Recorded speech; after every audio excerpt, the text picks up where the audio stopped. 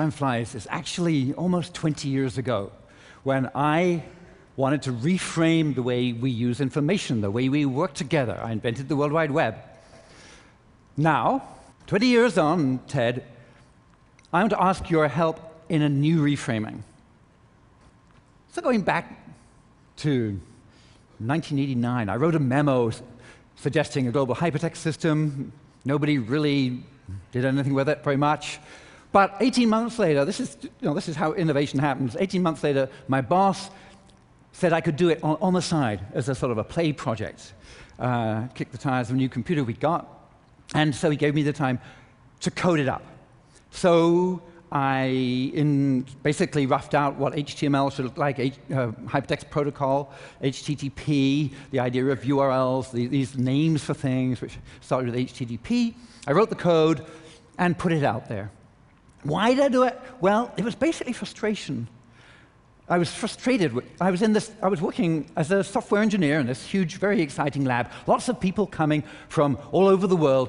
They brought all sorts of different computers with them.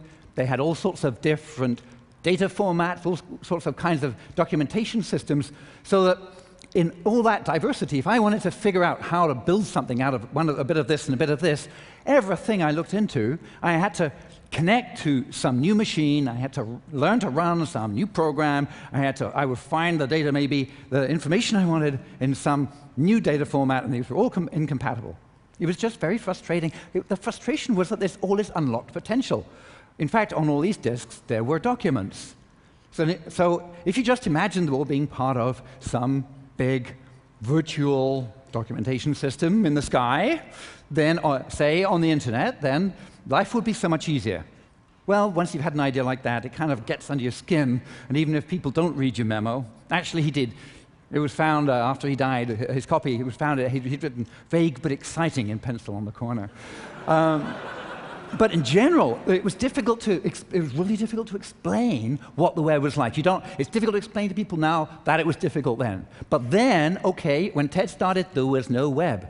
So things like click didn't have the same meaning. I could show somebody a piece of hypertext, a page which has got links, and we click on a link, and bing, there'll be another hypertext page.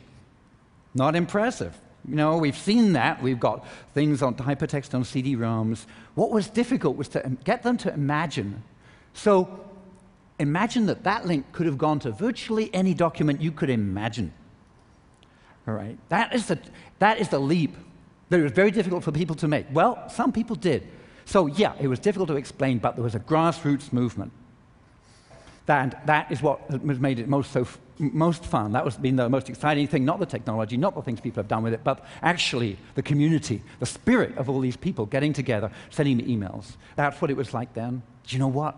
It's funny, but right now it's kind of like that again. I asked everybody, more or less, to put their documents.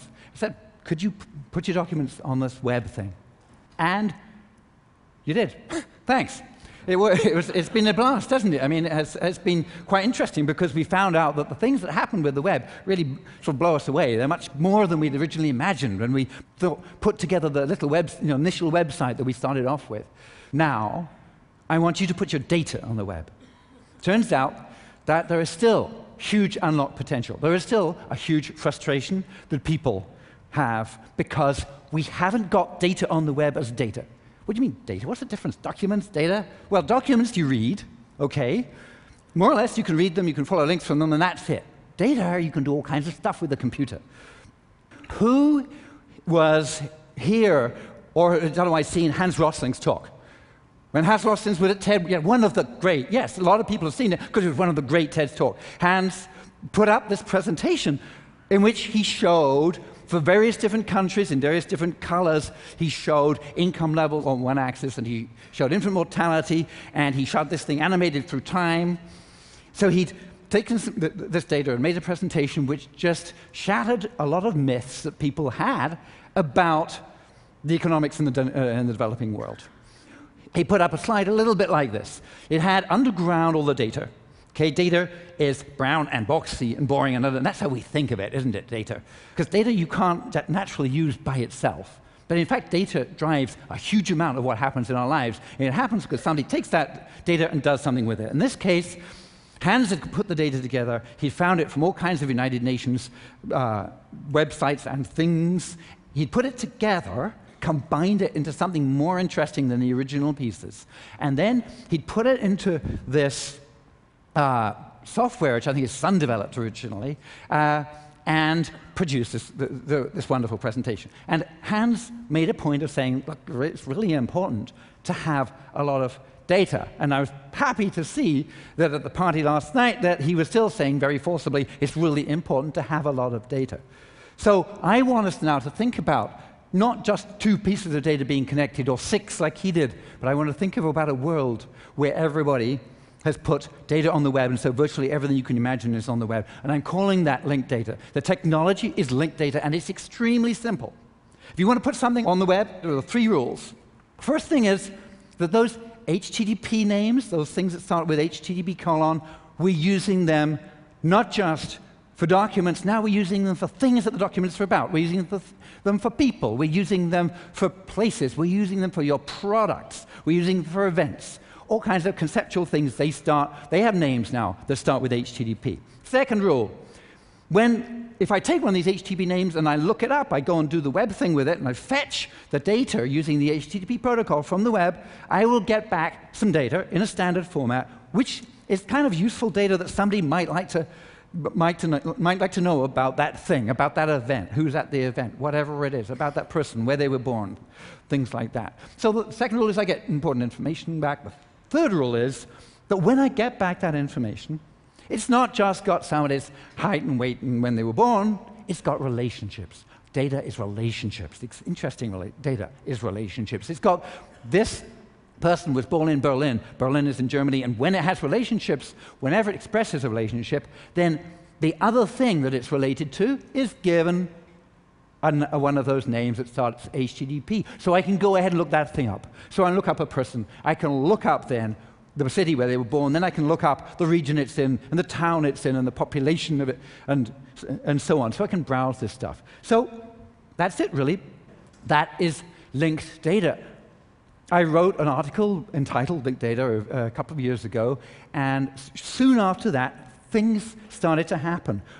The idea of linked data is that we get lots and lots and lots of these boxes that Hans had, and we get lots and lots and lots of things sprouting. It's not just a whole lot of other plants. It's not just a root supplying a plant, but for each of those plants, whatever it is, a presentation, an analysis, somebody's looking for patterns in the data, they get to look at all the data and they get it connected together. And the really important thing about data is the more things you have to connect together, the more powerful it is. So, linked data. The meme went out there, and pretty soon Chris Bitzer at the Freie Universität in Berlin was one of the first people to put interesting things up. He noticed that Wikipedia, you know Wikipedia, the online encyclopedia with lots and lots of interesting documents in it? Well, in those documents, there are little squares, little boxes, and in those information boxes, there's data. So he wrote a program to take the data, extract it from Wikipedia, and put it into a blob of linked data on the web, which he called DBpedia. DBpedia is represented by the blue blob in the middle of this slide. And if you actually go and look up Berlin, you'll find that there are other blobs of data which also have stuff about Berlin, and they're linked together. So if you pull the data from DBpedia about Berlin, you'll end up pulling up these other things as well. And the exciting thing is it's starting to grow. This is just the grassroots stuff again, okay? Now let's think about data for a bit.